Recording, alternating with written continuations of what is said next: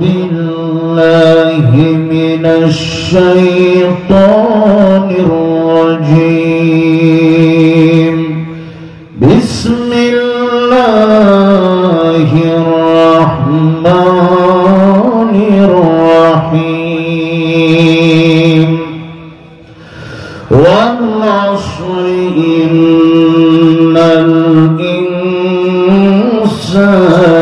لفي خسر إلا الذين آمنوا وعملوا الصالحات وتواصوا بالحق وتواصوا بالصبر صدق الله العظيم.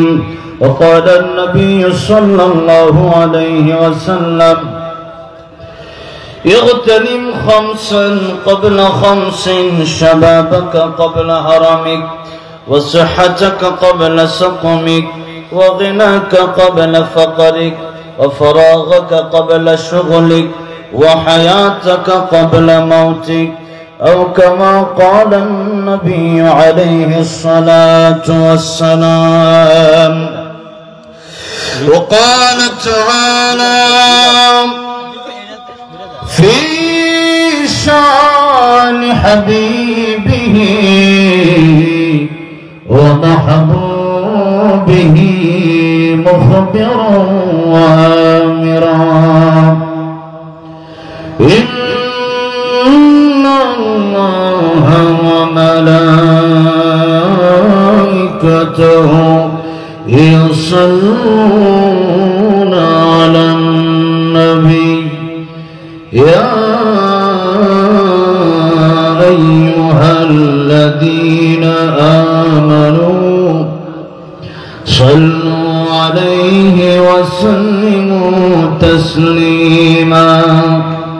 اللهم صل على محمد وعلى آل محمد كما صليت على إبراهيم وعلى آل إبراهيم إنك حميد مجيد.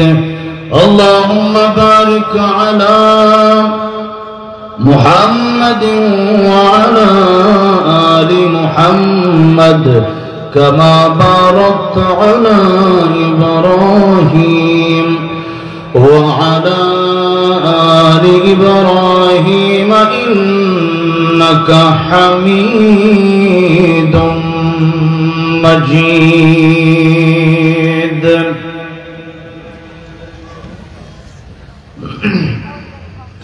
ঐতিহ্যবাহী যশোর সদর নাটোরপাড়া কঠিলাউখালী গ্রামবাসীর উদ্যোগে আয়োজিত অষ্টম বাৎসরিক তাফসীরুল কোরআন মাহফিলের সম্মানিত শ্রদ্ধাভাজন সভাপতি জনাব মোহাম্মদ আবু তাহের দফাদার সাহেব আমার পূর্বে অত্যন্ত গুরুত্বপূর্ণ কোরআন সুন্নাহ থেকে আলোচনা রেখেছেন। আমার ডান পাশে বসা আমি যাকে আমার নিজের আপন ভাইয়ের মতো মনে করি, যদিও আমার মায়ের পেটের ভাই না, তবে যশোরে এই মানুষটার সাথে আমার এত ভালো একটা সম্পর্ক। আমরা সম্পর্ক রাখিও আল্লাহর জন্য, ভাঙিও আল্লাহর জন্য। নবী বলেছেন মান আহাব্বা লিল্লাহ ওয়া আবগাদা লিল্লাহ ওয়া আ'তা লিল্লাহ ওয়া মানা'a লিল্লাহ ফাকাদ ইসতাকমালাল ঈমান। আমাদের মহব্বত, আমাদের ভালোবাসা সব হবে কার জন্য? আপনারা সবাই আমাকে ভালোবাসেন, বাসেন তো? কেন বাসেন? আল্লাহর জন্যই বাসেন, ঠিক না বে ঠিক? আমরা আল্লামা সাঈদীকে ভালোবাসতাম, আল্লাহর কোরআনের জন্যই ভালোবাসতাম। এই জন্য আল্লামা সাঈদীর জন্য আমাদের হৃদয়ে এত প্রেম ভালোবাসা যে আমরা আল্লামা সাঈদীর জন্য জীবনটা পর্যন্ত দেওয়ার জন্য বাংলার হাজার হাজার যুবকরা তৈরি হয়ে গিয়েছিল, ঠিক না বেঠে? এরকম ভালোবাসাই দরকার, যে ভালোবাসা জান্নাত পর্যন্ত আমাদের পৌঁছে দেবে, ঠিক না বেঠে? ভালোবাসা যদি হয় এরকম যে আজ আছে কাল নাই, এরকম ভালোবাসার কোনো দরকার নাই। এরকম ভালোবাসা যেন হয় যে ভালোবাসা হবে আল্লাহর কোরআনের জন্য, যে ভালোবাসা হবে আল্লাহর জন্য, যে ভালোবাসার মাধ্যম দিয়ে কিয়ামতের ময়দান দেখবো আমি বিপদে পড়েছি কিন্তু আমার ভাই জান্নাতে যাচ্ছে, আমি বলবো ভাই আজকে আপনি একা যেতে পারবেন না, আল্লাহর কাছে আপনি বলেন আল্লাহ আমি একা যাবো না, আমার ভাই আমাকে দুনিয়াতে ভালোবাসছে, আমার ভাইকে নিয়ে আমি যাবো। এই জন্যই বলেছেন কোন আলিমান ও মুতাআল্লিমান আও মুস্তামিআন আও মুহিব্বান লা তাকুন খামিসান ফাতাহলিক। নবী বলেছেন হয় আলেম হয়ে যাও, নয়তো আলেমের ছাত্র হও, আর নয়তো আলেম কি বলে তা ভালো করে শোনো, তা আমল করো। তাও যদি না পারো কমপক্ষে আলেমকে ভালোবাসবা আল্লাহর জন্য। আর 5 নম্বরে যাবা না, আলেমদেরকে যারা ঘৃণা করে আল্লাহ তাদেরকে ঘৃণা করে দেশেই থাকতে পারে না, ঠিক না ঠিক? এই জন্য আমরা আলেমকে ভালোবাসবো না, ঘৃণা করবো।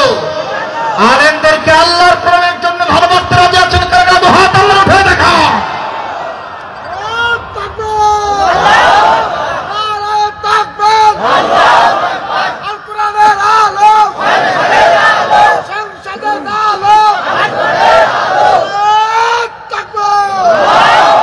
আমার আজকে একটা জিনিস অত্যন্ত ভালো লেগেছে, যেটা এই যশোর এই খুলনা এলাকাগুলোতে আসলে আমি বেশি শুনি।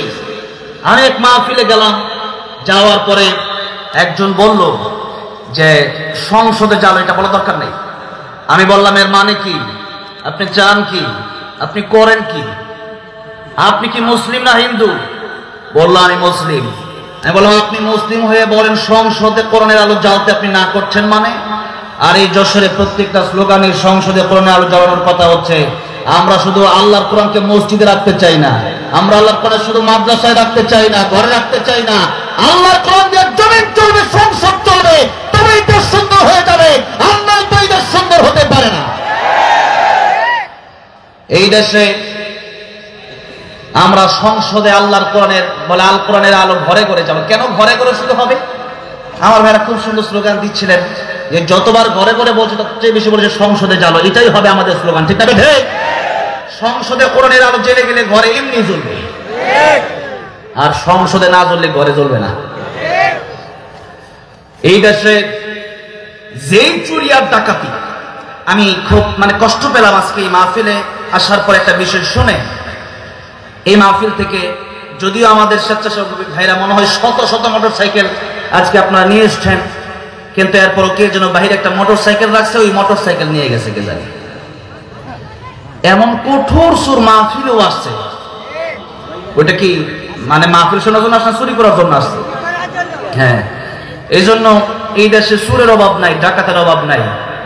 এই যে মোটর সাইকেলটা আজকে চুরি করলো, আজকে যদি আমার দেশে এই আইন থাকতো যে কোরআনের আইন আছে, চোর চুরি করলে তার হাত কেটে দাও, তাহলে এই স্বৈরাচার হাসিনা বাংলার জনগণের কোটি কোটি টাকা নিয়ে দিল্লি পালাতে পারত না। এই দেশের হাজার হাজার এমপিরা বাংলাদেশের জনগণের কোটি কোটি টাকা দিয়ে কানাডায় বেগম পালাতে পারত না।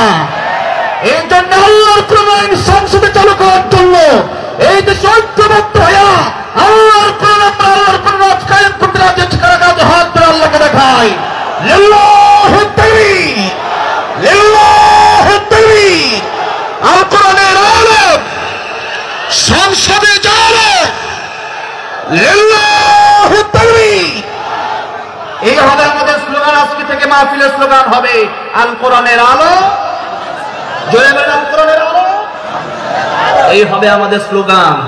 ঘরের ভিতরে কোরআন রাখার জন্য কোরআন আসে নাই, কোরআন এসেছে, এটা হচ্ছে কমপ্লিট কোড অফ লাইফ। কোরআন শরীফ পূর্ণাঙ্গ জীবন বিধান। উদখুলু ফিস সিলমি কাফা, ঘরে কোরআন মানবা আর রাষ্ট্রে কোরআন মানবা না, মসজিদে কোরআন মানবা আর মেম্বরি করতে গেলে কোরআন মানবা না, মসজিদে কোরআন মানবা, 4 মিনিট জায়গায় কোরআন মানবা না, মসজিদে কোরআন মানবা, এমপির জায়গায় কোরআন মানবা না। কোরআন তা বলে না, কোরআন বলেছে তুমি এমপি হতে পারো, মন্ত্রী হতে পারো, তোমার ছেলে মেয়ে যদি চুরি করে তার হাতটাও তুমি কেটে দাও। নবীজি বলেছেন আমার মেয়ে ফাতেমা, আমার মেয়ে ফাতেমা তো সাইয়্যিদাতুন নিসাই আহলিল জান্নাহ, আমার মেয়ে ফাতেমা যদি চুরি করে তার হাতটাও আমি নবী কেটে দেব। আল্লাহু আকবার। ওমর রাদিয়াল্লাহু আনহু ওনার ছেলে আবু শামাকে মদ্যপান করার অপরাধে বেত্রাঘাত করতে করতে আবু সামাই দুনিয়া থেকে বিদায় হয়ে গেল। এরকম নেতা যদি আজও আমরা পেতাম, তাহলে এই দেশে চুরি ডাকাতি আর হয়রানি আর আলেমদের জেল খাটা লাগতো না। আমাদেরকে অনেকেই বলে, আমি কয়েকদিন আগে আমার বাড়ি তো গাজীপুর ঢাকার পাশে নরসিংদী এক মাহফিলে গেলাম। ওঠার আগে আমারে বলল, রাজনীতির কথা আপনি বলবেন না। আমি বললাম, কেন? রাজনীতি কি কোরআন শরীফে নাই? আমার নবী কি রাজনীতি করে নাই? আমার নবী যদি রাজনীতি করতে পারে, তাহলে আমার নবীর পুরো জীবনটাই তো আমার জন্য আদর্শ। নবী যদি জীবনে 10 বছর প্রেসিডেন্ট থাকেন, যদি আবু বকর রাদিয়াল্লাহু আনহু প্রেসিডেন্ট থাকেন, উমর রাদিয়াল্লাহু আনহু প্রেসিডেন্ট থাকেন, হযরত আলী রাদিয়াল্লাহু আনহু প্রেসিডেন্ট থাকেন, উসমান রাদিয়াল্লাহু আনহু প্রেসিডেন্ট থাকেন, তাহলে আমরাও বাংলাদেশের প্রেসিডেন্ট হতে চাই। কারণ হচ্ছে আমরা বাংলাদেশে ক্ষমতায় যেতে পারি, আমরা বাংলাদেশে কোরআনের আইন বাস্তবায়ন করতে পারবো। আর চোরেরা ছাত্ররা ক্ষমতায় গেলে এই দেশে চোরেরা ডাকাতি বাস্তবায়ন করবে, জুলুম বাস্তবায়ন করবে, স্বৈরাচারী বাস্তবায়ন করবে, আলেমদেরকে ফাঁসি দিয়ে দেওয়া দেশ থেকে কোরআনকে বিদায় করতে চাবে, ঠিক না বেঠে? এই জন্য যদি কোরআন শুনতে হয়, কোরআন পরিপূর্ণই শুনতে হবে। আমরা কোরআন পরিপূর্ণ মানব, রাজি আছি না নাই? সবাই রাজি আছেন? আল্লাহ কবুল করেন, বলেন আমিন। এই জন্য আমরা যা করব দুনিয়াতে সবই কার জন্য করব? আল্লাহর জন্য। আমরা মানুষকে ভালোবাসবো আল্লাহর জন্য। আমার ভাই, আমি অত্যন্ত মহাব্বত করি আমার ভাইকে আল্লাহর কোরআনের জন্য। মাওলানা রবিউল ইসলাম খুলনা ভাই অত্যন্ত চমৎকার আলোচনা রাখেন দেশের প্রান্তে ও প্রান্তে। আমার রবিউল ইসলাম ভাই যথেষ্ট যোগাযোগ করেছেন এই মাহফিলটার জন্য আমার সাথে। আল্লাহ পাক আমার রবিউল ইসলাম ভাইকে দিনের জন্য কবুল করে নেন, বলেন আমিন। রবিউল ইসলাম ভাই নেক হায়াত বাড়ায় দেন, বলেন আমিন। এই যশোরে আরো কিছু প্রোগ্রাম আমার ভাই নিয়েছে, আলহামদুলিল্লাহ। অত্যন্ত সুন্দর চেহারা এবং ওনার কথা এবং আচরণ এতটাই ভালো আমার কাছে লেগেছে যে বাংলাদেশে 10-12 জন হাতে গোনা ভালো মানুষ থাকলে আমার ডান পাশের এই মানুষটি। আল্লাহ কবুল করেন, বলেন আমিন। আমি সামনাসামনি বেশি প্রশংসা করতে পছন্দ করি, নাহলে আরো কতক্ষণ করতাম। প্রশংসা করতে করতে 1 ঘন্টা চলে যেত। যাই হোক, এখানেই রাখি। আমার রবিউল ইসলাম ভাই এখনো খানাই খায় নাই, তাই আমি আমার ভাইকে ছেড়ে দেব। আমার ভাইকে যেন আল্লাহ রাব্বুল আলামিন বিশ্বময় কোরআনের খেদমত করার তৌফিক দান করেন, পড়েন আমিন। আলোচনা রেখেছেন মাওলানা নাজমুস সাকিব যশোরী, তিনিও যশোরের সন্তান। আল্লাহ রাব্বুল আলামিন আছেন আমার ভাই না? ও মাশাআল্লাহ, ছিলেন তো তখন আমার সাথে। ভাই আলোচনা করেছেন, আল্লাহ কবুল আর মঞ্জুর করেন। আমার ভাইকে আল্লাহ নেক হায়াত দান করেন। অনেক আলেমদের সাথে আমার দেখা হয়েছে এই স্টেজে, অনেক উলামায়ে কেরামরা আসছেন, অনেক আলেমরা নিচেও বসে আছেন, যাদের পায়ে ধুলার সমান যোগ্যতাও আমার নাই। আমি তাদেরকে সবাইকে ধন্যবাদ জানাই, তাদের জন্য দোয়া করি। অনেক তালেব ইলম ভাইরা এসেছেন, ছাত্র ভাইরা এসেছেন, কলেজ, ইউনিভার্সিটি, স্কুল, পড়ুয়া অনেক ছাত্র ভাইরা কোরআন শেখার জন্য আজকে এসেছেন। আমার অনেক মুরব্বী বাবাজিরা যাদের দাড়ি পেকে গেছে, আল্লাহ নবী বলেছেন যাদের দাড়ি পেকে গেছে এরকম মুরব্বীরা যখন আল্লাহর কাছে হাত বাড়ায়, আল্লাহ তাদের হাত ফিরায় দিতে লজ্জা পান, সুবহানাল্লাহ। তাহলে আজকে আমরা এমন এমন অনেক মুরব্বীকে দেখতে পাচ্ছি যাদের দাড়িগুলো পেকে গেছে। এই দাড়ি পাকা দাড়ি, সাদা দাড়ি আল্লাহর কাছে অত্যন্ত পছন্দনীয়। এই জন্য দাড়ি কাটবেন না, দাড়ি রেখে দিবেন। রাজি আছেন না নাই? দাড়ি রেখে দিবেন। এই দাড়িগুলো আল্লাহর বড় নিয়ামত। এরপরে অনেক যুবক ভাইরা এসেছেন যারা লুডু খেলা, বিভিন্ন টাস খেলা, জুয়া খেলা, বিভিন্ন জায়গায় ব্যস্ত থাকার কথা। আল্লাহ আমার এরকম যুবক ভাইদেরকেও এখানে নিয়ে এসছেন। অনেক যুবক ভাইরা আজকের মাহফিলে এসেছেন, আলহামদুলিল্লাহ। আমার মুরব্বী বাবাজিরা যেরকম আছেন, যুবক ভাইরাও আছেন।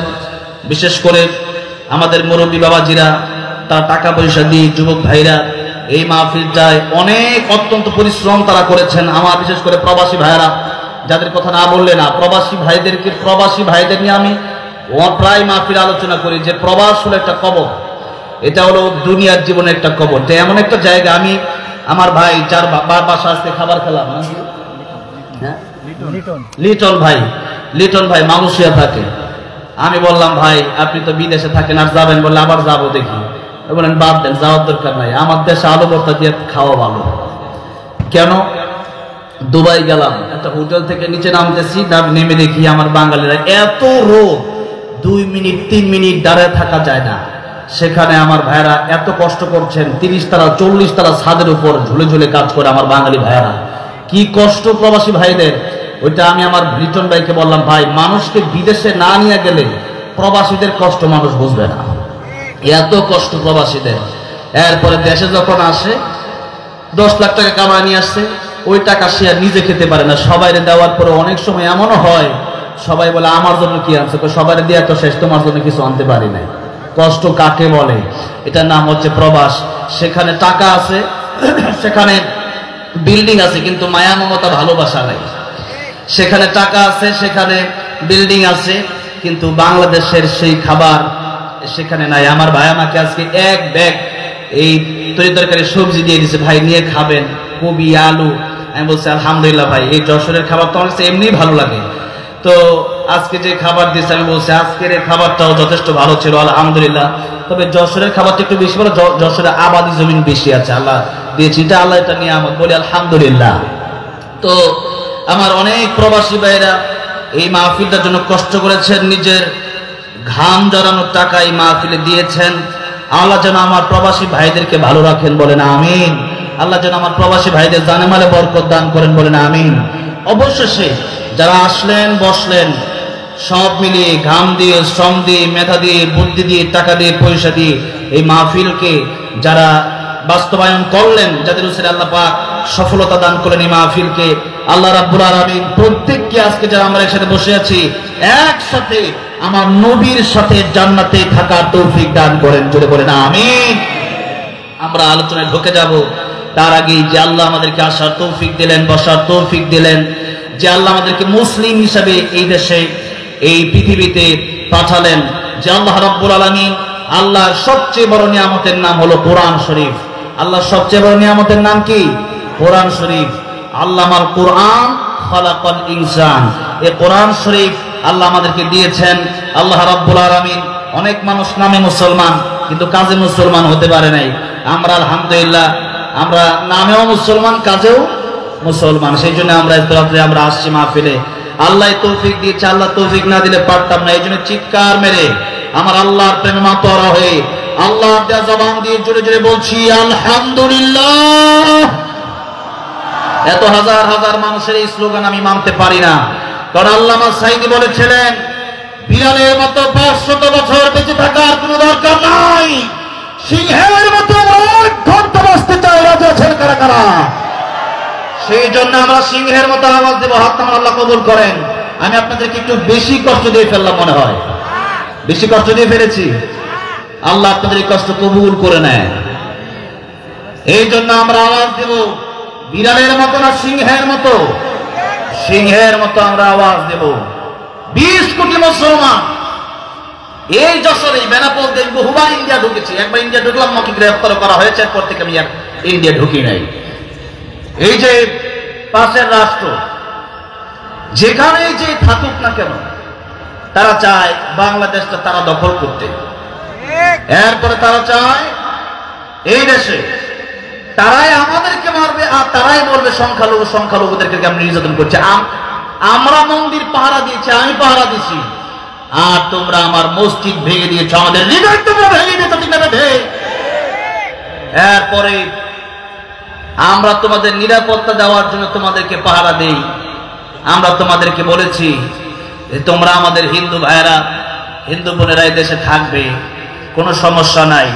তবে কথা হচ্ছে একটা, যদি কেউ সন্ত্রাসী করে, যদি কেউ চুরি করে, যদি কেউ ডাকাতি করে, এই দেশের পতাকার বিরুদ্ধে, আল্লাহর কোরআনের বিরুদ্ধে যারাই কথা বলবে, বাংলার জমিনে তাদের জায়গা হবে না। শরীয়তের হাসিনার সাথে দিল্লিকে পাল্টে জমাইতে হবে, ঠিক না বেঠে? এই জন্য মনে রাখতে হবে কথা। আপনি হিন্দু হতে পারেন, বৌদ্ধ হতে পারেন, খ্রিস্টান হতে পারেন, আপনি মুসলিমের বাইরে যে কোনো ধর্ম আপনি পালন করতে পারেন, তাতে কোনো বাধা আমরা দেব না। এই দেশে আপনি থাকতে পারেন, এই দেশে আপনি চাষাবাদ করতে পারেন, চাকরি করতে পারেন, আপনি খেতে পারেন, আপনি চলতে পারেন, আপনি সব করতে পারেন, কিন্তু মনে রাখতে হবে এই জমিনে আল্লাহর কোরআনের বিরুদ্ধে কথা বলা যাবে না। আমরা তো আপনাদের বিরুদ্ধে কথা বলি নাই, আপনি আল্লাহর কোরআনের বিরুদ্ধে কেন বলবেন? আমরা তো আপনাদেরকে হত্যা করি নাই, আপনার সাইফুল ইসলাম আলিমকে কেন হত্যা করলেন? জবাব আমাদেরকে দিতেই হবে। ডক্টর ইউনূস সাহেব তাড়াতাড়ি সেই লোকগুলোকে ফাঁসি দিয়ে দেন যারা কুপায়া আমার ভাইকে হত্যা করে দিয়েছে, আমার ভাইকে শহীদ করে দিয়েছে।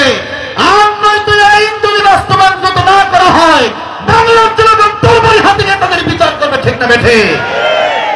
আমার ভাইরা, আমার মুরব্বী বাবাজিরা, এই দেশের জনগণ যারা, তারা যদি আগে থেকে কথা বলতো, আগে থেকে সোচ্চার হয়ে উঠতো, 20 কোটি মানুষ যদি নাড়া দেয়, আমরা হলাম যে আল্লামা সাইদি বলেছেন আমরা আছি মূলে।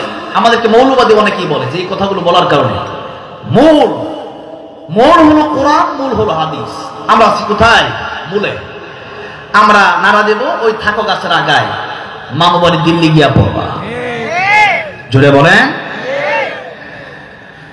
এই আল্লাহর কোরআন আমরা মেনে নিয়ে আমরা 20 কোটি মুসলিম যদি এটাতে তো বাংলাদেশে আর গোটা 200 কোটি মুসলিম যদি আমরা একত্রিত হয়ে যেতে পারি, বলেন আমাদেরকে ঠেকানোর মতো পৃথিবীর কারো সাধ্য আছে?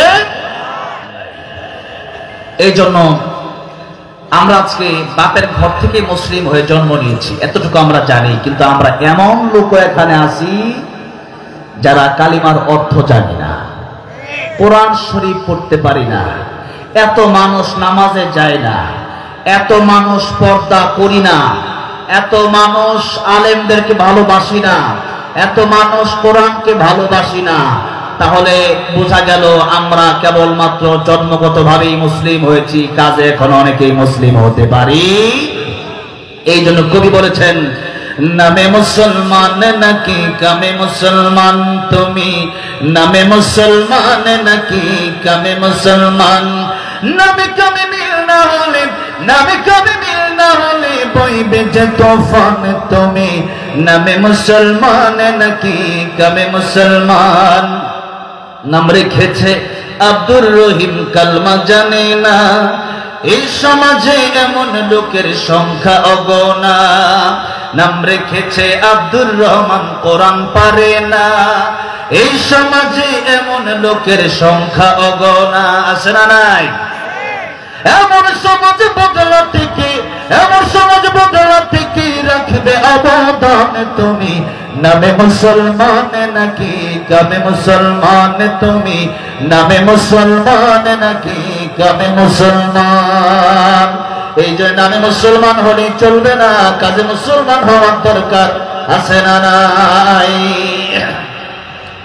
আমার ভাইয়া, আমার মুরব্বী হুজুর, এই জন্য সূরাতুল আসর আমি তেলাওয়াত করলাম, একখানা হাদিস শরীফ আপনাদের সামনে তেলাওয়াত করলাম খুতবার শুরুতে। সূরাতুল আসরে আল্লাহ রাব্বুল আলামিন বললেন, মুসলমান শুধু নামে হলেই হবে না, কাজে তোমাদেরকে মুসলমান হতে হবে। কি কি কাজ তোমাদের করতে হবে, এই পৃথিবীতে কারা সফল কাম হবে আর কারা ক্ষতিগ্রস্ত হবে, এই কথাগুলো আল্লাহ রাব্বুল আলামিন কোরআন শরীফের সূরা আসরে আল্লাহ রাব্বুল আলামিন বললেন। এবার আসুন আমরা শুনবো সূরাতুল আসরের তাফসীরে আমরা ঢুকব। তার আগে আল্লাহ রাব্বুল আলামিন কেন নাজিল করলেন সেই কথাগুলো আমরা জানবো। আল্লাহর নবী বিশ্ব নবীর রাহমাতুল লিল আলামিন 40 বছর পর্যন্ত তিনি তো আদম আলাইহিস সালামকে যখন মাটি আর পানির ভিতরে যখন আদম আলাইহিস সালাম তখনই নবী বলেন, তখনই আমি নবী ছিলাম। সুবহানাল্লাহ বলেন। নবী তো আগে থেকেই নবী, তবে কথা হচ্ছে এই নবুয়তির দায়িত্ব আল্লাহ রাব্বুল আলামিন দিলেন 40 বছর বয়সে। কত বছর বয়সে? আপনাদের কষ্ট হচ্ছে? কষ্ট হলে আমারে বলবেন, আপনাদের কষ্ট হলে আমার সুবিধা, আমিও তাড়াতাড়ি শেষ করে দেব। কষ্ট হচ্ছে? তবে একটু ধৈর্যের সাথে বসেন, আশা করি আপনাদের উপকার হবে। কোরআনের কথা শুনলে উপকার আছে না নাই? নবী বললেন, আবু যর শোনো, এক একটা কোরআনের আয়াত যদি তুমি শেখার চেষ্টা করো, এক একটা কোরআনের আয়াত যদি তুমি বোঝার চেষ্টা করো, প্রত্যেকটা আয়াত বোঝার কারণে, প্রত্যেকটা আয়াত শেখার কারণে আল্লাহ রাব্বুল আলামিন তোমাদের আমলনামায় 100 রাকাত নামাজ পড়লে যে সওয়াব হতো তার চেয়ে বেশি সওয়াব আল্লাহ রাব্বুল আলামিন তোমাদের আমলনামায় দান করে দিবে। 100 রাকাত নামাজ আমরা কয়জন পড়ি? একটা কোরআনের আয়াত শিখলে কয়শো রাকাত নামাজের সওয়াব? 100 রাকাত নামাজের সওয়াব। আমরা প্রতিদিন কয়শো পড়ি? কয়শো রাকাত পড়ি? আমাদের দেশে একটা এমপি ছিল, একজন এমপি ছিল, ওই এমপি নাকি 70-80 রাকাত করে তাহাজ্জুদ পড়তো। এটা আমরা শুনছি। আবার কাবা শরীফের পাশে গিয়ে সিগারেটও খায়। হ্যাঁ, এখন তার আর খুঁজে পাওয়া যায় না। পাওয়া যায়? পাওয়া যায় না। যেগুলা পালাবো না ওগুলাই পালাইছে। ঠিক না ঠিক? কোরআনের পক্ষে থাকবে, শান্তি থাকবে চিরজীবন। কোরআনের বিরুদ্ধে করবেন, 10 বছর 15 বছর শান্তি থাকলেও জীবনটাই হয়ে যাবে জাহান্নামের আগুন। ঠিক না ঠিক? এই জন্য আমরা কোরআনের পক্ষে থাকতে রাজি আছি না নাই? আল্লাহ কবুল করেন, বলেন আমিন। 100 রাকাত নফল নামাজ পড়লে যে সওয়াব হয়, একটা কোরআনের আয়াত বোঝার চেষ্টা করলে তার চেয়ে বেশি সওয়াব আল্লাহ দান করেন।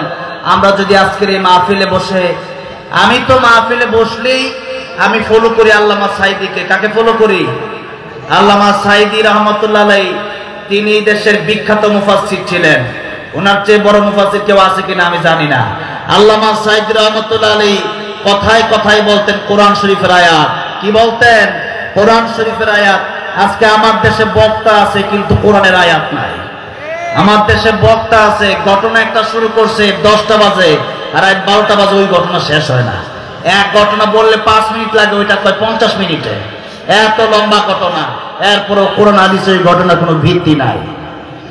এই জন্য আলোচনা করার সময় যদি বক্তা কোরআনের আয়াত না বলে, সেই বক্তার আলোচনা শোনার কোনো দরকার নাই। যেখানে যত বেশি কোরআনের আয়াত হবে সেখানে তত বেশি আল্লাহর রহমত নাজিল হবে। এই জন্য আমরা বক্তাকে আগেই বলে দেব যে আপনি কোরআনের আয়াত বেশি বেশি বলবেন। কোরআনের আয়াত বললে সেখানে আল্লাহর রহমত নাজিল হতে থাকে। যত বেশি কোরআনের আয়াত বলা যায় ততই সওয়াব। প্রত্যেকটা হরফে কমপক্ষে 10টা করে সওয়াব। আর এক একটা আয়াত বুঝার চেষ্টা করলে 100 রাকাত নফল নামাজ পড়ার চাইতে বেশি সওয়াব। খালি সওয়াব আর সওয়াব, সওয়াব আর সওয়াব।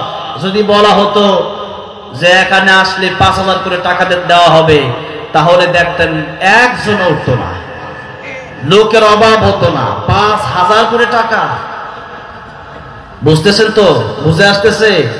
আজকে আমরা কোরআনের পিছনে দৌড়াই না টাকার পিছনে দৌড়াই? টাকার পিছনে আমরা দৌড়াই। আল্লাহ রাব্বুল আলামিন বলেন, আল্লাযী খালাকাল মাউতা ওয়াল হায়াতা লিয়াবলুয়াকুম আইয়ুকুম আহসানু আমালা। এই দুনিয়ায় আমি আল্লাহ মরণ সৃষ্টি করলাম, এরপর হায়াত সৃষ্টি করলাম। এই মওত আর হায়াত সৃষ্টির পেছনের কারণ হলো আমি আল্লাহ রাব্বুল আলামিন তোমাদেরকে পরীক্ষা করতে চাই। পরীক্ষা, এই পরীক্ষায় যারা উত্তীর্ণ হবে এরাই যাবে আমার জান্নাতে। ফামান যুহজিহা আনিন নার ওয়া উদখিলাল জান্নাতা ফাকাদ ফাজ ওয়া মাল হায়াতুদ দুনিয়া ইল্লা মাতাউল গুরুর। আর যারা জান্নাতে চলে যাবে এরাই হবে প্রকৃত সফল কাম। আর এই গাড়ি বাড়ি নারী এগুলা কিচ্ছু সফলতা না। সফলতা হচ্ছে যে ব্যক্তিরা জাহান্নামের আগুন থেকে বেঁচে জান্নাতে প্রবেশ করতে পারলো, ওই ব্যক্তি সফল হয়ে গেল। কার কথা? কার কথা? আল্লাহ রাব্বুল আলামিনের কথা। আর আল্লাহ রাব্বুল আলামিন বলছেন, যদি আবার কোরআন তোমরা না মানো তাহলে তোমরা বিপদগামী হয়ে যাবে। জান্নাতে যাওয়ার রাস্তা আছে, জান্নাত তোমাদেরকে চিনিয়ে দেবে আমার কোরআন। সূরা ইব্রাহিম আল্লাহ রাব্বুল আলামিন বললেন, কিতাবুন আনজালনাহু ইলাইকা লিতুখরিজান নাসা মিনাজ-যুলুমাতি ইলান নূর। আল্লাহর কোরআন যদি তোমরা মেনে নাও, বুঝে নাও, তাহলে তোমাদেরকে কোরআন অন্ধকারের পথ থেকে, জাহান্নামের পথ থেকে বের করে তোমাদেরকে জান্নাতের রাস্তা পর্যন্ত পৌঁছায় দিবে। আল্লাহর কোরআন পৌঁছায় দিবে। আল্লাহর কোরআন মানে হচ্ছে আমার আল্লাহর কথা। আল্লাহর কোরআন মানে কি? আল্লাহর কথা। আল্লাহর কথা হচ্ছে সত্য কথা কারো আছে? ওয়ামান আসদাকু মিনাল্লাহি কিলা। আল্লাহর কথা হচ্ছে সত্য কথা আর কার আছে? এই জন্য আল্লাহর কোরআন যদি আমরা মেনে নেই তবেই জান্নাতে যাওয়া সম্ভব। কিন্তু বড়ই দুঃখের ব্যাপার, বড়ই দুঃখের বিষয়, বড়ই পরিতাপের বিষয়, বড় আফসোসের বিষয়, আজ আমরা মুসলিম হয়েছে ঠিক, কিন্তু আমরা নামাজে কোরআন শরীফ শুদ্ধ করে পড়তেই পারি না। আমার কথা যদি আপনার কাছে ভালো না লাগে আমার কিচ্ছু করার নাই। আমার কথা যদি আপনার গায়ে লাগে আমার কিচ্ছু করার নাই। আমার কথা যদি এরকম হয়ে যায় যে আপনি মনে করতেছেন এই কথা আমার শোনার দরকার নাই, আপনি চলে যেতে পারেন, তবে কথা হচ্ছে আল্লাহ নবীকে বলেন ফাযাক্কির ইন্নামা আনতা মুযাক্কির লাস্তা আলাইহিম বিমুসাইতির। ওগো নবী, আপনি কোরআনের দাওয়াত, কোরআনের কথা মানুষকে বলতে থাকেন, আপনি উপদেশকারী। কোরআনের কথা দিয়ে মানুষ ভালো হবে, জেল দিয়ে জুলুম দিয়ে মানুষকে ভালো বানানো যায় না। ইতিপূর্বে আমরা লক্ষ্য করেছি এই দেশে অসংখ্য চোর যাদেরকে নিয়ে যাওয়া হয়েছে জেলে, এরা জেলে যাওয়ার পর ডাকাত হয়ে বের হয়ে এসছে, ঠিক না বেঠে? কিন্তু আল্লাহর কোরআন যারা শিখতে পেরেছে, আল্লামা সাঈদী তাফসীর শুনে দেশের অসংখ্য মানুষ কোরআনের তারা নামাজি হয়ে গেছে, ইসলামের পথে চলে আসছে। মিজানুর রহমান আজহারীর কথা শুনে দেশের অসংখ্য মানুষ কোরআনের পথে চলে আসছে, আল্লাহর পথে চলে আসছে। তাবলীগ দাওয়াত তাবলীগ করে এই দেশে তাবলীগে গিয়ে কোরআন বুঝে অসংখ্য ডাকাত আল্লাহর ওলি হয়ে গেছে, জোরে কোন ঠিক না বেঠে? এই জন্য সব সমস্যার সমাধান, দুনিয়াতে শান্তি, পরকালে চিরমুক্তি আছে আল্লাহর কোরআনে। কোথায় আছে? আল্লাহর কোরআনে। ওমর রাদিয়াল্লাহু আনহু এত বড় কাফের কাফের ছিলেন, নবীকে যাচ্ছেন হত্যা করার জন্য। কত বড় কাফের কাফের থাকলে পরে আল্লাহর নবীকে হত্যা করার জন্য যায়। ওমর রাদিয়াল্লাহু আনহুর সাথে আরেকজন লোকের সাথে দেখা হয়ে গেল রাস্তার মধ্যে, পথিকের সাথে দেখা। পথিক বলল, ওমর তুমি কি জানো না তোমার বোন ইসলাম ধর্ম গ্রহণ করেছে? ওমর গেল দরজার সামনে, গিয়া দেখে ওমরের বোন কি যেন তেলাওয়াত করতেছে। ওমর রাদিয়াল্লাহু আনহু যদিও কতক্ষণ মারছে পেটালো, এরপর ডাক দিয়ে বলল, বলি ঘরে ঢোকার আগে তোর জবানে কি যেন আমি শুনতে পারলাম, এত মজা, এত মধু, এত মধু, এত মজার কোথাও আমি পাই নাই। ওমর রাদিয়াল্লাহু আনহু বললেন, ওই আরবি গজলটা আমাকে শোনানো যায়? ওমর রাদিয়াল্লাহু আনহুর বোন বললেন, ফাতেমা ডাক দিয়া বললেন, ওমর ওইটা আরবি কোনো গজল না, ওইটা হইল আল্লাহর কোরআন, যে কোরআনের বিরোধিতা করার জন্য তুমি রাসূলকে হত্যা করতে গিয়েছিলে। বলল, বলেন আল্লাহর কোরআন যদি শুনতে এত ভালো লাগে তাহলে বোঝা যায় আল্লাহর কোরআন মিথ্যা হতে পারে না, আল্লাহর কোরআন অবশ্যই সত্য। আর আল্লাহর কোরআনের বিরোধিতা আমি ওমর আজ থেকে আর করব না, আল্লাহর কোরআনের তিলাওয়াত আমি ওমরকে ভালো করে দিয়েছি। অসংখ্য গণিত ঘটনা। ফুযাইল ইবনে আয়াজ রাহমাতুল্লাহ আলাইহি এত বড় আল্লাহর ওলি, যার নাম মেরে পৃথিবীর মানুষেরা, পৃথিবীর আলিমেরা আজও পর্যন্ত বলে রাহমাতুল্লাহি আলাইহি। সেই ফুযাইল ইবনে আয়াজ ছিল ডাকাতের সর্দার। কিসের সর্দার? ডাকাতের সর্দার। ফুযাইল ইবনে আয়াজ রাহমাতুল্লাহ, অনেক লম্বা ঘটনা, এগুলো লম্বা করে বলে বড় উদ্দেশ্য আমার না, ছোট ছোট করে আমি বলি। যাচ্ছেন রাস্তা দিয়ে, রাতে ডাকাতি শেষ করে উনি শুনছেন তার বাড়ির আগে আরেক বাড়ি, ওই বাড়িতে কে যেন তেলাওয়াত করছে।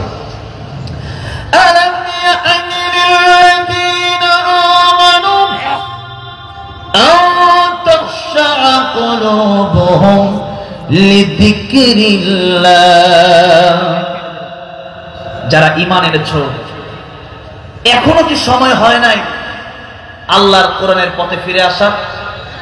এখনো কেন তোমরা আল্লাহকে ভয় করছো না? অথচ যে কোনো সময় তোমাদের মৃত্যু চলে আসবে। এখনো কেন আল্লাহর ভয় তোমাদের অন্তরে নাই? এখনো কেন চুরি ছাড়তে পারলা না? এখনো কেন ডাকাতি ছাড়তে পারলা না? ফুযাইল ইবনে আয়াজ কোরআনের আয়াত শুনে চিন্তা করলো, কথাটা মনে হয় আমাকেই বলছে। ফুযাইল ইবনে আয়াজ রাহমাতুল্লাহ আলাইহি চলে গেল ওই লোকের বাড়ির সামনে, গিয়ে দরজায় কারাঘাত করলো। বাড়িতে কে আছেন? দরজা খোলেন। কারি সাহেব দরজা খুলে দিলেন। ফুযাইল ইবনে আয়াজ রাহমাতুল্লাহ আলাইহি বললেন, আপনি কোরআন শরীফের যে আয়াতটা একটু আগে তেলাওয়াত করছিলেন, ওই আয়াতটা আমারে আবার শোনা। চিৎকার মেরে পড়েন সুবহানাল্লাহ। কারি সাহেব তেলাওয়াত করলেন,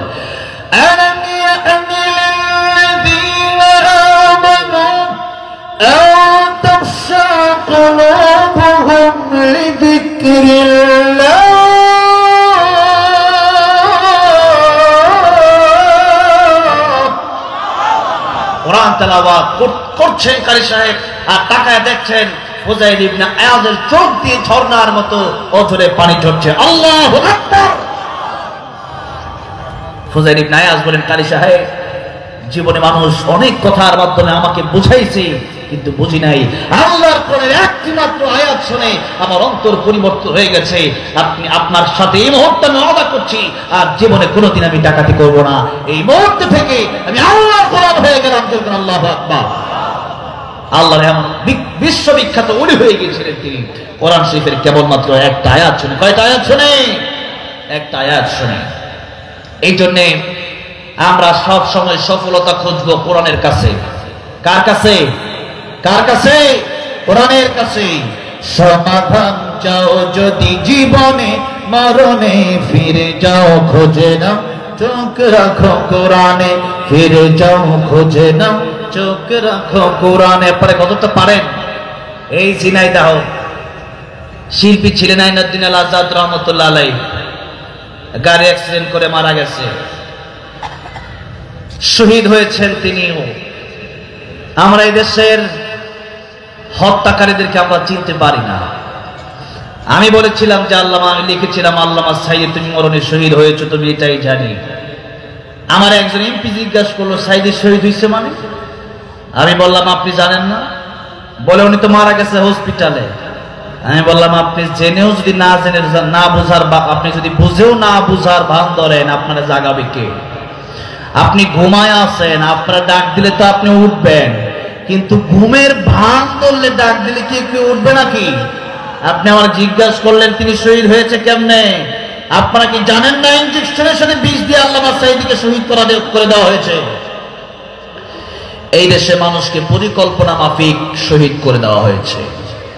আইনুদ্দিন আল আজাদ রহমতুল্লাহ এর ব্যাপারে এমন কথাই আসছে, আমরা শুনেছি। চাপ চাপা দিয়া এখনো মানুষের বিরুদ্ধাচারণ করা হচ্ছে। কয়েকদিন আগে আমাদের একজন আলেম আব্দুল হাই মোহাম্মদ সাইফুল্লাহ সাহেব, উনি কোন এক মাহফিল থেকে আসার সময় ট্রাক এমন জোরে চাপ দিল, আমরা মনে করলাম যে এটা কোনো ষড়যন্ত্র ছিল। তো এই জন্য এই ষড়যন্ত্রগুলো আমার দেশে হয় আমরা বুঝি না। ষড়যন্ত্রের কালো হাত আমাদের ভেঙে দেওয়ার জন্যই রাজনীতির দরকার আছে।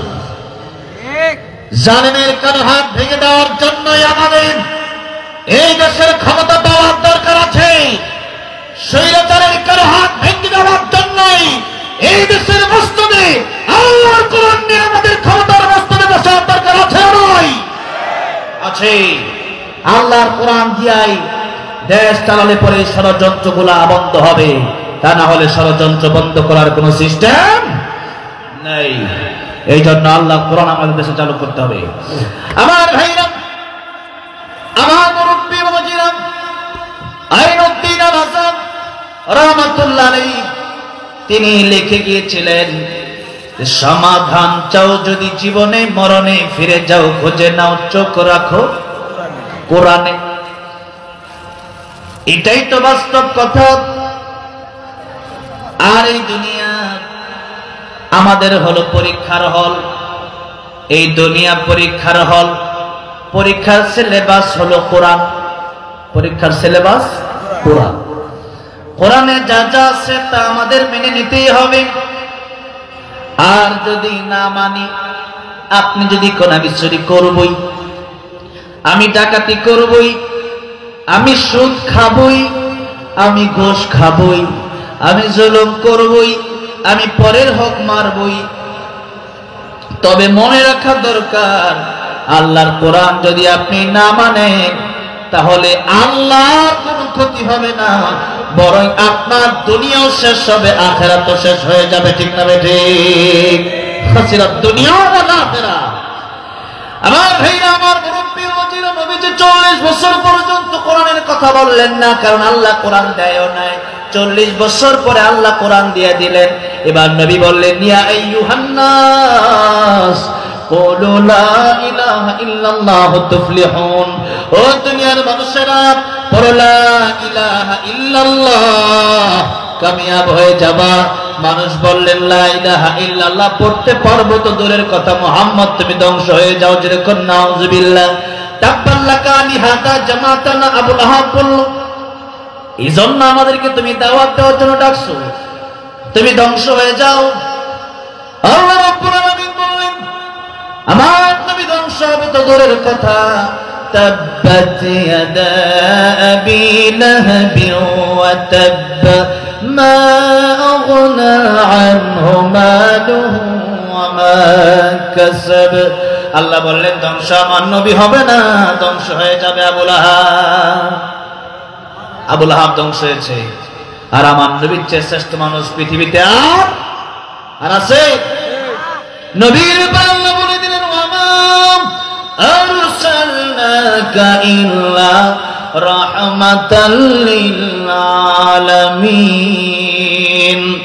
রাহমাতুল লিল আলামিন নবী কোরআনে প্রমাণ। আশিক বিনে কে বুঝিবে আমার দয়ার নবীর শান। উম্মত বিনে কে বুঝিবে আমার দয়ার নবীর শান। নবী আমার মদিনারি বুলবুল, আমার আল্লাহ ভালোবেসে নামটি দিলেন হাবিবে রাসূল। আল্লাহু আকবার। ওই নবীকে ভুল বুঝিলে, ওই নবীকে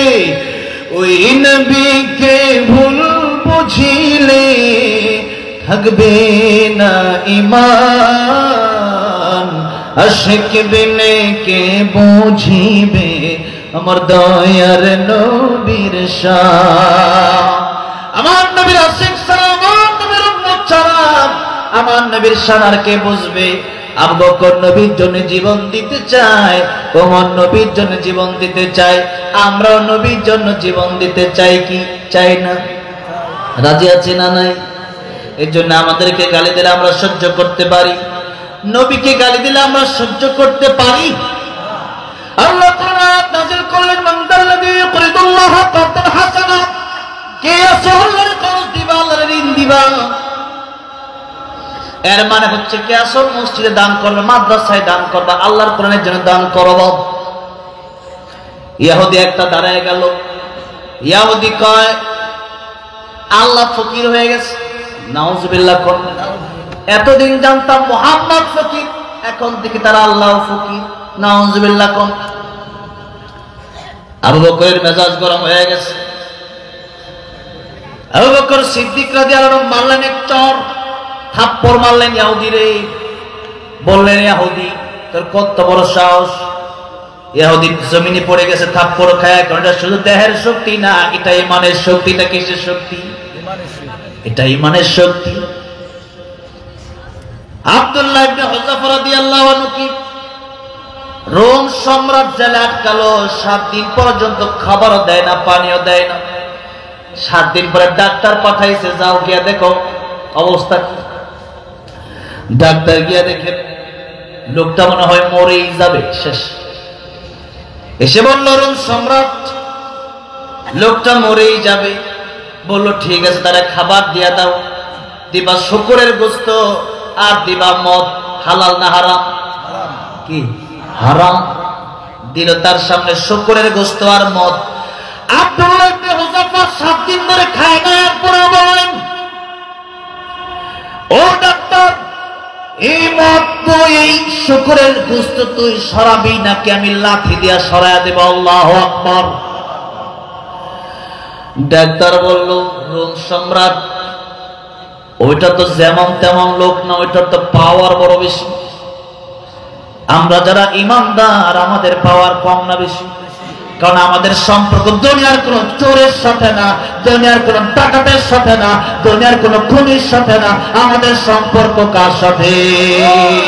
ইন্নামা ওয়ালিয়ুকুমুল্লাহু ওয়া রাসূলুহু ওয়াল্লাযীনা আমানু আল্লাযীনা ইউকিমুনাস সালাতা ওয়া ইউতুনাজ যাকাতা ওয়া হুম রাকিউন। আমাদের বন্ধু 3 জন। প্রথম বন্ধু আল্লাহ বলেন মুমিনের বন্ধু প্রথম বন্ধু আল্লাহ। জোরে কোন মুমিনের প্রথম বন্ধু কে? কারণ যখন আমার কেউ ছিল না তখন ছিলেন কে? আবার যখন কবরে কেউ রবে না তখন রবেন কে? তখন কে রবেন? ওই সময় বাপ মা ভাই বোন কবরে কেউ যাবে, কেউ যাবে না, কেউ যাবে না। সেদিন আমাদের বন্ধ হয়ে যাবে কে?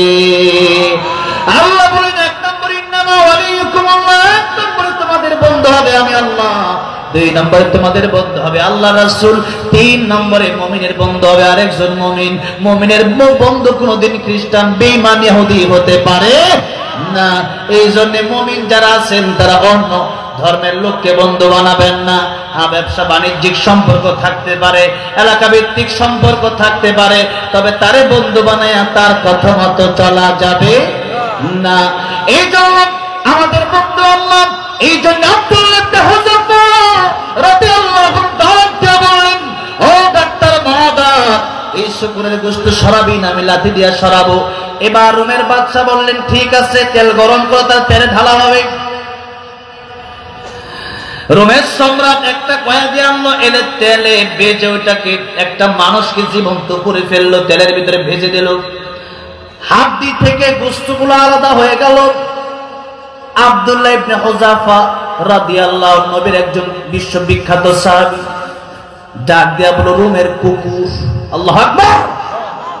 তুই তো রোমের কুত্তা, কারণ যার ভিতরে ঈমান নাই ওই বেটা কুত্তার চেয়েও খারাপ। আমেরিকার প্রেসিডেন্ট ডোনাল্ড ট্রাম্প, ওইটার ঈমান নাই, এর চেয়ে কুত্তা ভালো। আচ্ছা, কে ভালো? কুত্তা ভালো। এই ভারতের প্রেসিডেন্ট নরেন্দ্র মোদী, ওইটার ঈমান নাই, তার চেয়ে কুত্তা ভালো। অং সান সুচির ঈমান নাই, ওটা জন্মগত মানুষ হতে পারে, কিন্তু তার চেয়ে কুকুর ভালো। কার কথা? কার কথা?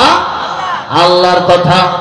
আল্লাহ বলেন, লাহুম কুলুবুন লা ইয়াফকাহুনা বিহা ওয়া লাহুম আ'য়ুনুন লা ইউবসিরুনা বিহা ওয়া লাহুম আযানুন লা ইয়াসমাউনা বিহা উলাইকা কাল আন'আমি বাল হুম আদাল উলাইকা হুমুল গাফিলুন।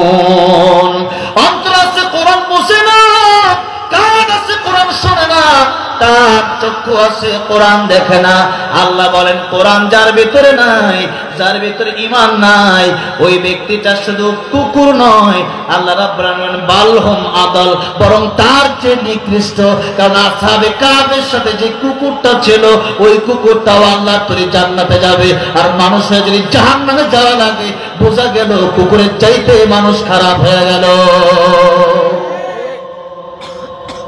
অথচ আল্লাহ রাব্বুল আলামিন কোরআন শরীফে এই কথা বলেন, ওয়ালাকাদ কাররামনা বানি আদম। এই পৃথিবীতে আকাশ, জমিন, চন্দ্র, সূর্য, ফেরেশতা, জিন আর মানুষ, আমি আল্লাহ যা কিছু বানালাম সবচেয়ে সম্মান আমি আল্লাহ রাব্বুল আলামিন বনি আদমকে দিলাম। সুবহানাল্লাহ। সবচেয়ে সম্মান আল্লাহ দিলেন বনি আদমকে। আবার সূরা ৩ এর ৪টা কসম করে আল্লাহ রাব্বুল আলামিন বলছেন, والزيتون وطور سينين وهذا البلد الأمين لقد خلقنا الإنسان في أحسن تقويم। আল্লাহ পাক চারটা কসম করে বললেন, আকাশ, জমিন, চন্দ্র, সূর্য, গ্রহ, নক্ষত্র, নদী, নালা, গাছপালা, আমি আল্লাহ রাব্বুল আলামিন যা সৃষ্টি করলাম, তাম পৃথিবীর সব কিছুর চাইতে আমি আল্লাহ মানুষকে সবচেয়ে সুন্দর করে বানালাম। এই মানুষকে আল্লাহ এত সম্মান দিলেন, এত সুন্দর করে বানালেন। আর এই মানুষের ব্যাপারে আল্লাহ বলছেন, মানুষই আবার কুকুরের চাইতে নিকৃষ্ট। তার মানে আল্লাহর কথা এক রকম না দুই রকম? জোরে বলেন, কয় রকম? আল্লাহর কথা এক রকম, কিন্তু আমরা অনেক সময় আল্লাহর কথা বুঝি না, বুঝবার মতো ক্ষমতাও রাখি না। এই জন্য বুঝার জন্য যাওয়ার দরকার আলেমের কাছে, বুঝার জন্য তাফসীর মাহফিল গুলার দরকার আছে না নাই? এই জন্য আল্লাহর কথা এক রকমই হয়, আল্লাহর কথা দুই রকমই হয় না। এই জন্য আল্লাহ রাব্বুল আলামিন বললেন, মানুষই সবচেয়ে দামি, মানুষই সবচেয়ে কম দামি। আল্লাহ নবী বললেন, কাবারে, তুই কাবা যত তোর দাম, তার চেয়ে কোটি কোটি কোটি গুণ বেশি দাম একজন মুমিন ইমানদারের আল্লাহর কাছে। ঠিক না বেঠে? একজন ফেরেশতার চেয়েও মানুষের দাম আল্লাহর কাছে কম না বেশি? কারণ মানুষের গুনাহ করার ইচ্ছা আছে না নাই?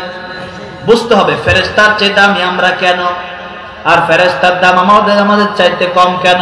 কারণ মানুষের গুনাহ করার ইচ্ছা আছে না নাই? মানুষের গুনাহ করার মতো দেহের শক্তিও আছে না নাই? আর ফেরেশতার গুনাহ করার মতো কোনো শক্তি নাই।